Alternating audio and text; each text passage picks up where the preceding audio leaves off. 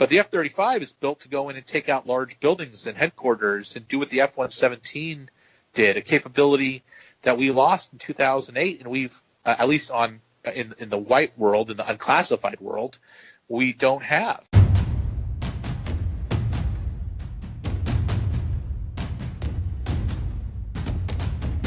You're listening to War College, a weekly podcast that brings you the stories from behind the front lines.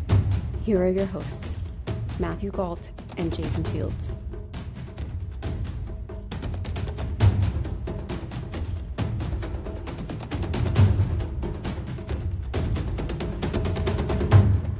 Hello and welcome to War College. I'm Jason Fields. And I'm Matthew Galt. For decades, the F-16 was the state of the art. In fact, the fighter bomber still makes up a huge percentage of the world's air forces. It's fast, it's maneuverable, it carries a decent payload, and it's a whole generation out of date. This week, we're talking about the generation of planes designed to make the F-16 look like a Sherman tank, the fifth generation. Joining us is Tyler Rogaway. He's the editor-in-chief of the War Zone, which is part of the website The Drive. Thanks for joining us, Tyler. Hey, great to be with you. Can we just start off with you telling us what a fifth-generation fighter is and compare it to what a fourth-generation fighter is and does? Yeah, it's one of those terms that's probably heavily misunderstood. And the reason why is it's really not one rubric that makes a fifth-generation fighter and another one not a fifth-generation fighter. Generally speaking, it has to do with low observability, so a high component of stealth, so not just not being able to be tracked by radar, but also other forms as well, including emissions control and even in some cases infrared signature control. And then sensor-fused avionics, so where instead of a federated system of avionics where you have your radar and a radar warning receiver and multiple different forms of sensors on board that kind of all do their own thing, and the pilot has to fuse them in their own head. With a fifth-generation aircraft, that information is fused together and displayed kind of in a godlike view, so the pilot can become a little bit more of a battle manager than just an actual old-school pilot, flying an aircraft. And with that also is, advanced fly-by-wire control system, so they don't have to put their time and their mental capacity invested into actually flying the aircraft and more into the tactics involved with winning the battle in the skies. And of course, as well, there's other areas, including an ASA radar. That's an active electronically scanned array radar. And that's a huge leap. That's probably the biggest avionics leap that modern fighters have. And older fourth-generation fighters can have those as well. They can be retrofitted or they can be born with them off the line. But it's definitely a feature when it comes to fifth-generation aircraft. That's an absolute must. Well, what is it? Sorry to interrupt, but what is it? You said ASA radar? So an ASA radar is basically, instead of a mechanically scanned array radar, where a dish has to move, in the nose of a fighter jet, back and forth quickly to scan and sweep the space. An ASA radar actually uses electronic scanning, so it doesn't physically move at all. It makes it much more reliable. It also allows it to scan extremely fast, and not just in one form. It can scan one sector, concentrate in one sector, while also doing a wide scan and even updating missiles as they fly toward their targets. And it can also interlace air-to-ground modes, so it can map the ground and look for targets, and it can also do air-to-air at the same time, where in the past, even the multi-role fighters that we grew up on, you just mentioned the F-16, it's widely a one or the other. It's the mode situation where it's an air-to-air mode or an air-to-ground mode. So ASA radars have a ton of advantages also in just detecting small radar signature targets, flying low over the ground.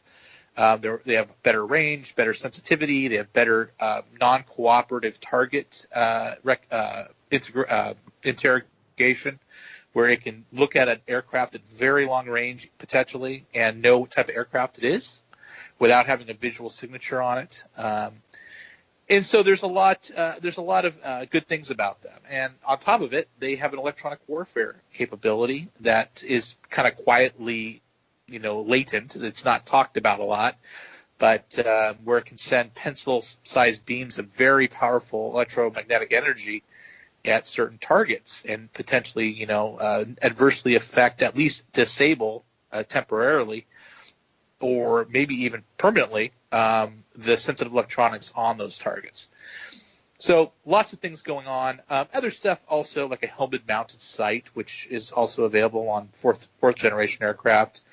That allows the pilot to look far off the nose to target, aircraft, or now it's really augmented reality. So they can see what their sensors see around them outside of the cockpit, and that can help a lot in situational awareness and making the aircraft more deadly. So that's kind of the baseline. Now, on top of that, originally the kind of the fifth generation idea was super performance, which included super cruise, which would be cruising at over the speed of sound without the use of afterburner. So a much more efficient way to fly at high speeds during tactical operations. And super maneuverability, which kind of explains itself. At slower speeds, it has a much deeper envelope and can outperform other fighters. But those requirements, as the F-35 has sort of emerged as the go-to fifth-generation fighter, those kind of requirements that came out of the Advanced Tactical Fighter program, that's where the F-22 emerged from, they kind of melted away. And now the fifth generation doesn't really have those super high kinematic performance requirements associated with it. So who else is making fifth generation planes? It's not just the United States, right? Right. Yeah. Things have changed a lot in the last decade, and now where stealth was a proprietary sort of monopoly that the U.S. had, and low observable aircraft, especially fighter-sized aircraft. Now you have China, which has, the J-20. That's their large fighter bomber interceptor that they have, a unique aircraft that is impressive, quite impressive. And then you have Russia, which has built, designed, and tested, and it's sort of now in low-rate production, the Su-57, which was formerly known as the T-50. Some of your listeners will probably be more familiar with that term. And, that's what Russia claims is a fifth-generation fighter as well.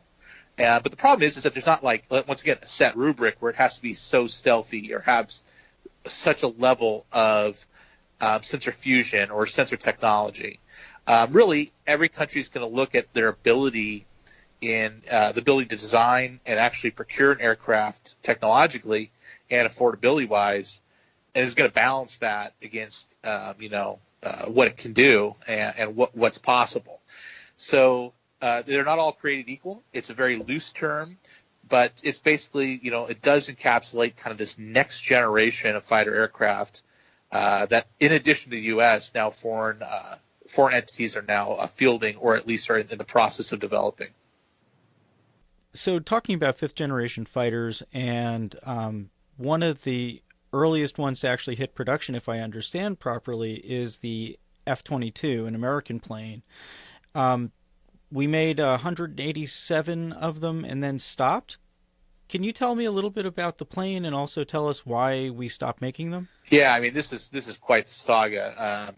When it comes to defense procurement, there's very few decisions that have been more lamented on all different levels than the shutdown of the F-22 production line after just 187 operational examples were built. I mean, total it's 194, including the pre-development aircraft that were built. So you're talking about a $70 billion program. I think the development costs were around $30 billion, and we ended up with 180 of these aircraft, basically. And what's important for your listeners to understand is when you hear 180 aircraft, it sounds, that's not, that's a lot. That's 180 of anything sounds like, quite a bit.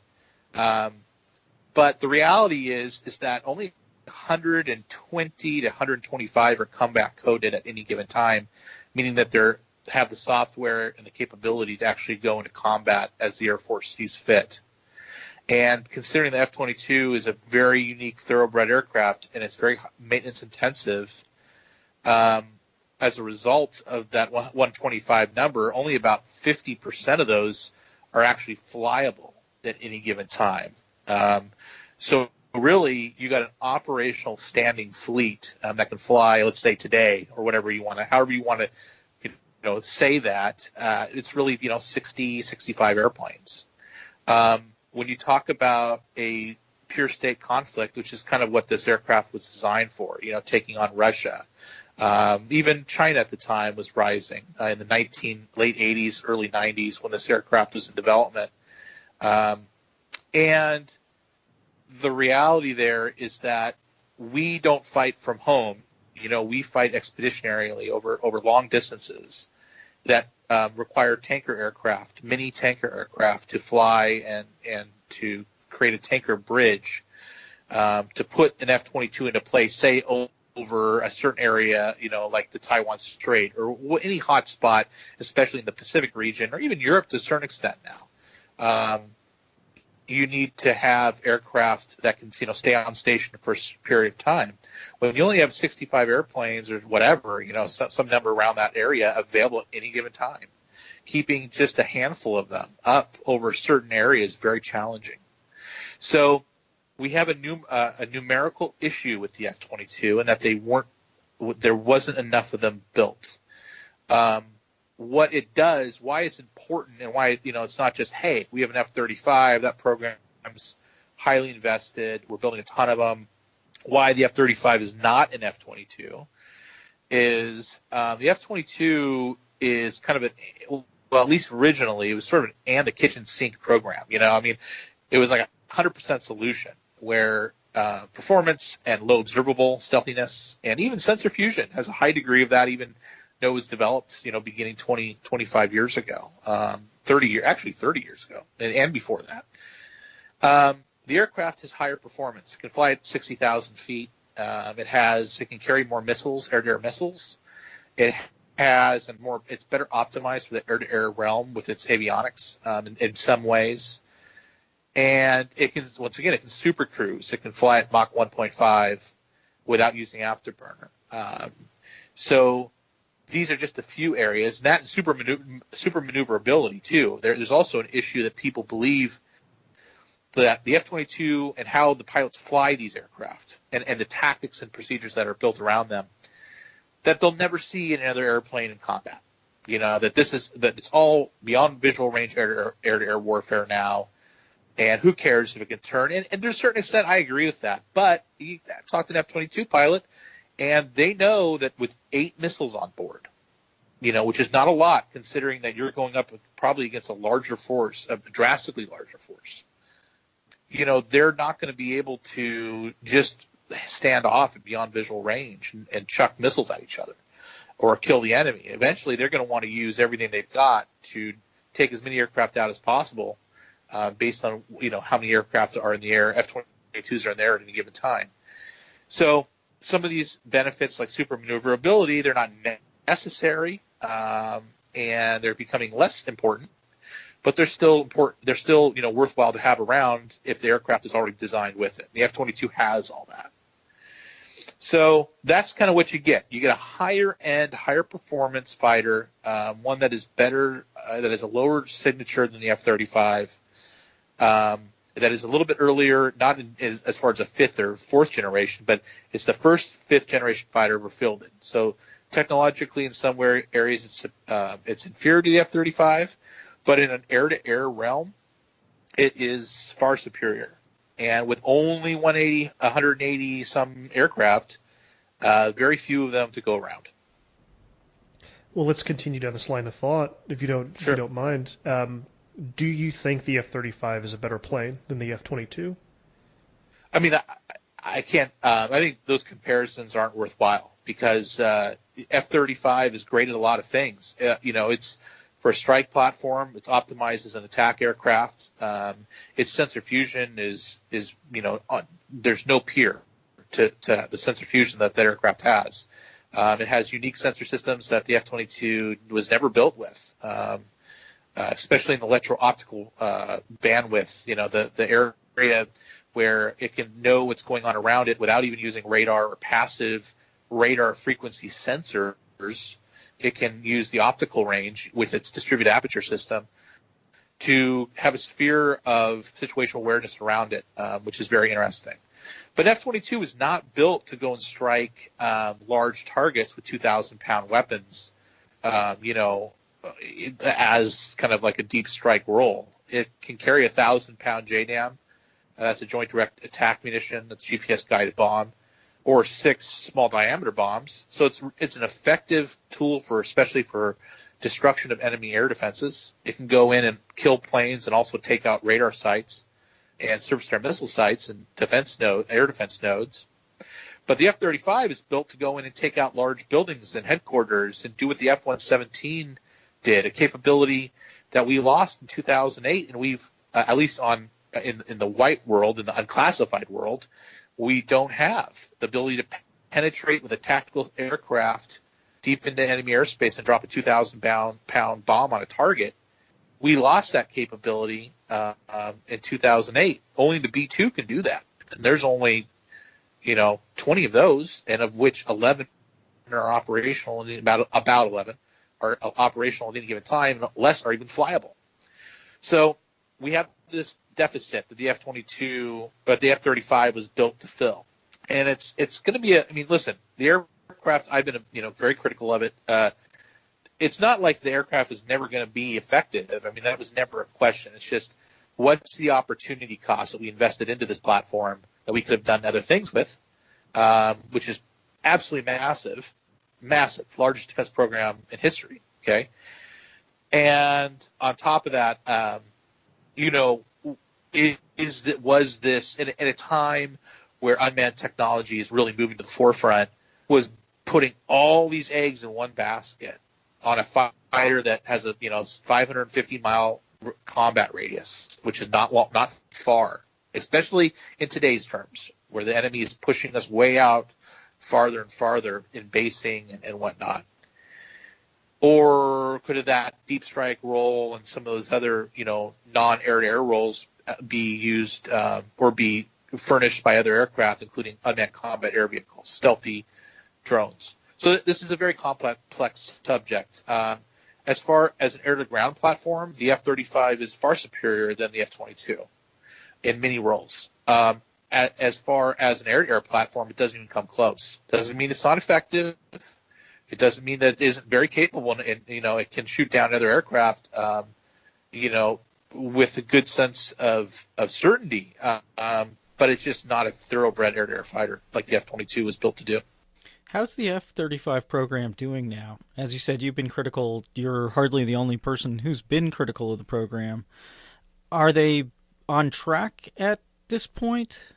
There's 2 F-35 programs. There's one that the public sees, then there's the reality on the ground, right? The problem, one of my biggest issues with the F-35 program is it's been just loaded with propaganda. And the people that make a paycheck from that, whether they're on the line building the aircraft or they're, in some role in managing it, they'll defend it all day, and of course they will. And that's good. I don't think there's anything nefarious about that. That's a common reality. But at the same time, without people being a critic of the program, it probably would have been in a much worse place, because those stories are what changed it, what helped get it back on track, especially in the press. Today, the aircraft is, it's developmentally in a better place. It has to be. Look at the money that's thrown at it, and the time and the effort. It better be able to bomb a target on the ground after it's been flying for a decade. The bar has been obliterated. There is no bar now for it's like, oh, it works to a certain degree in certain ways. So, joke's on you, buddy, if you were ever a critic of it. It's like, of course it works. If it doesn't, then we're so inept at this that we need a massive sea change in how we develop anything, any weapon system. But today, it has basic austere capability. We really get, the only really best insight we get are from congressional and POGO reports on what the deficiencies of the aircraft are. The program office has been very closed off as far as those issues over the years. And it still is a massive list of problems that need to be solved. And you have kind of fleets within fleets because they built the aircraft concurrently, and that's been really the biggest problem. Instead of saying, okay, we have this F-35, we believe in it, we want to buy a ton of them, right? Let's test it. Let's get it to a place where at least the basic testing, I mean, it hasn't even started operational testing yet. It just came out of its core test program after over 10 years.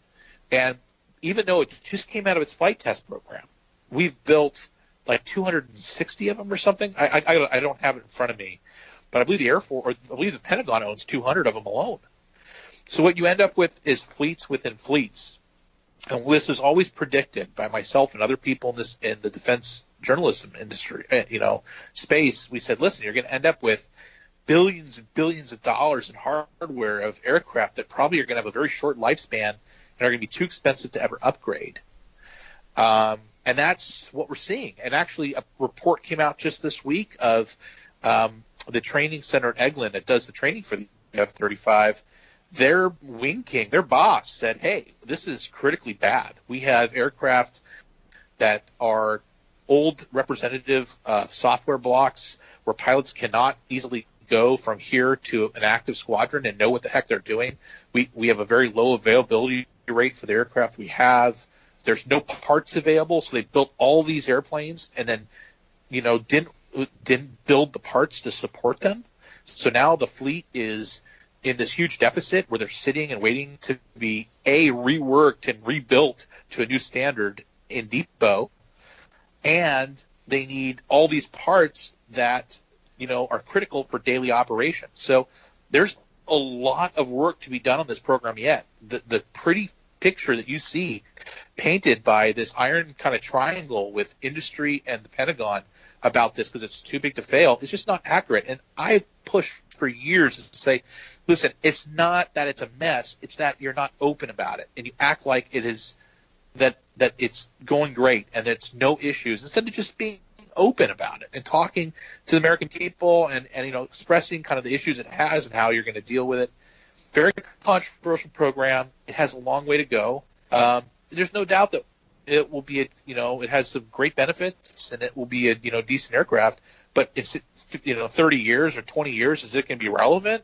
I personally don't think so compared to the unmanned space. And there, the idea is if we built enough F-22s that can kick down the enemy's door, do you really need 2,600 F-35s? If we build enough long-range strike bombers and other systems and unmanned combat air vehicles for deep strike that are much cheaper and have much longer range, do you need 2,600 F-35s? No, by all analysis, I can do absolutely not. But the prevailing wind says otherwise, and it's here. It's not going anywhere. Let's make the very best out of it, I say, and really hope for the best so it can become a good asset for the United States and its allies. 2,600? Yeah. That's a total we're supposed to build? So I don't have the numbers in front of me, but 1,750, I think, for the Air Force, and another, 800 or something, and 900 for the Air Force, for the Navy and Marines, somewhere in that range. But total with export orders, you're talking around 3,000 jets right now, and that will probably go up. I mean, for the export customer, it's a good deal. They're not paying for really the research and development costs on it, and they can, buy into it and get a low observable aircraft that has, very good capabilities. And, they don't need to have a super high-end air-to-air F-22 type fighter, to do most of the roles. Not a bad deal for some of them that have, a peer state or a real aggressive potential enemy out there.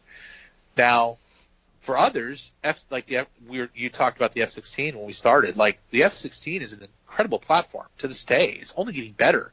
They're putting an ASA radar in that airplane, and it's going to change the F-16 dramatically what it's capable of. And there's been ASA radars in like the Block 60 F-16s that went to the UAE, but those were earlier aircraft or earlier radars. Now the technology is way more mature. It's more reliable. It's less expensive. So the F-16 still has a lot of growth, and for the majority of coalition air operations where the U.S. is going to be kicking down the door.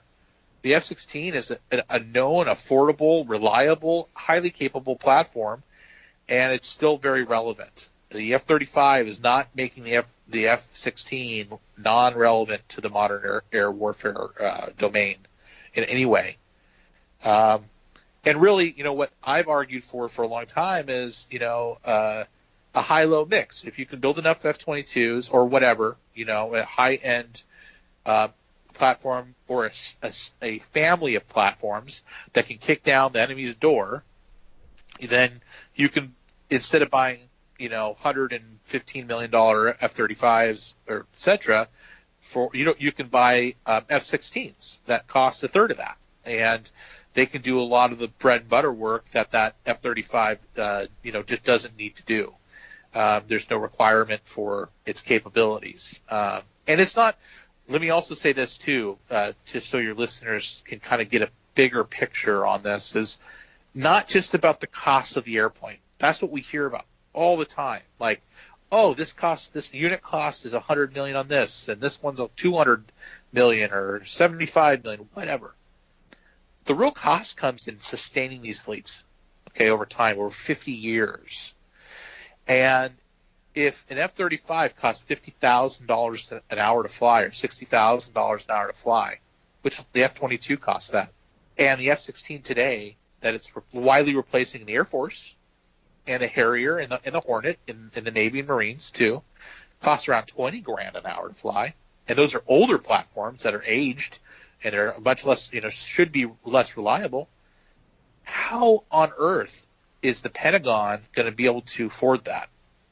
So we're not just talking about what it costs to buy it. That's the cover charge. Once you're in the club, what do the drinks cost? That's kind of the issue. And so these are some of the issues surrounding F-35. It's a complicated situation. There's good and there's bad, and there's so much emotion tied up into it with people. But it's here. It's not going anywhere. It's going to be part of the Pentagon's portfolio and many other air arms. So my goal in my writing and what I talk about is how can we make the best out of it now? What can we do to enable it to be the very best it can be, so at least we get some sort of positive return on our investment, and we can realize some new capabilities that we didn't have in a really positive light. So that's sort of where I'm at with the program. Well, is the Russian effort going any better, or China's? I mean, might as well round it out. Yeah, I mean, that's fair. No. These are hard to develop. China is surprisingly, from what we know, you got to remember, this is when we talk about other aircraft capabilities, regardless of what you read on the forums, and if you go there or whatever, the combat aviation forums, etc., and the chatter that we hear all day, these are, even to our intelligence services, the exact capabilities of these aircraft are fairly opaque. Okay, so like China in particular, their J-20 and their J-31, also the FC-31, which is a medium weight fighter that's being developed largely for export, we think, and it's in its second generation, flying now and testing. So China's got two stealth fighters in development. One fielded, the other one still deep in development. There's no way that China has the sensor fusion capabilities, the sensor capabilities, the material science, the quality of manufacture, etc., that the aircraft that the United States Air Force has bought in the last couple decades, their fifth generation fighters have. Okay, just not there. So anybody that says it's just, there's nothing to support that. But you don't need 100% solution or an exact opposite to be very concerning strategically and tactically on the battlefield. There is a risk reward to any weapon system.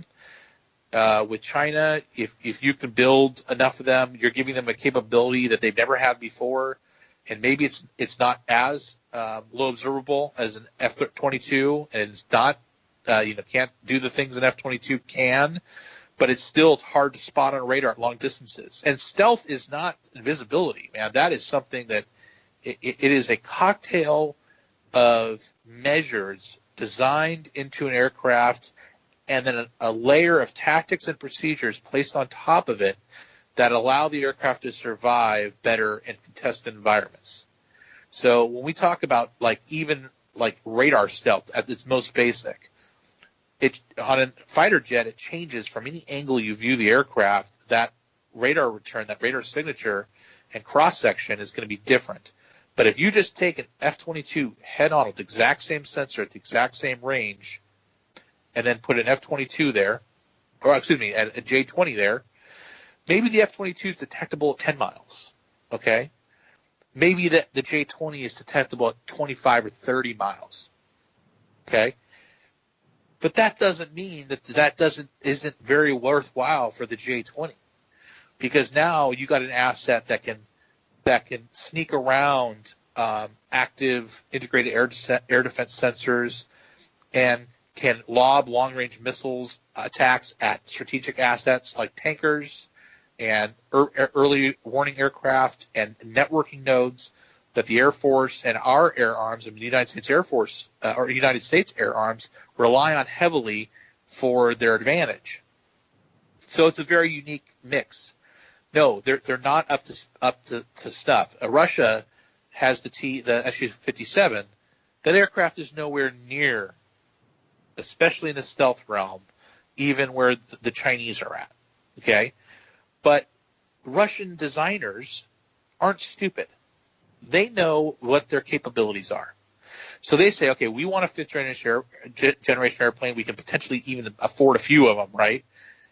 We need to build it somewhat cost effectively, and we need to have certain capabilities that can offset where it lacks against United States Air Force or United States designs. So when they built the Su-57, it's loaded with unique features and things that help hedge that, where it's not as stealthy at all, and especially from other angles, not head-on angles, but it has certain characteristics that maybe American and Chinese aircraft don't have. And so you end up with a balanced asset, the best that they can do at a certain price that's still effective. It's still super relevant. And aside from apocalypse, World War III, U.S. Fighters going against Russian fighters in like a European scenario, it's a very effective asset. It's going to be more capable than any Su-27 derivative they have. So it's worth their while, and it's not something to be joked at or to be laughed at. It's something to be looked at, and tactics and procedures need to be designed to help counter it. So a lot of times you hear, the Russian Su-57 is a joke. It's not stealthy, this and that. Yeah, okay. It doesn't have the same features that an American fifth generation aircraft has, but that doesn't mean that it's not relevant. And it's not something to be feared for its own use, and that's for any tactical aircraft. A MiG-21 with a Israeli jamming pod, okay, has a small visual, small radar signature, and some very high-tech electronic warfare capability on it, is a threat to an F-15.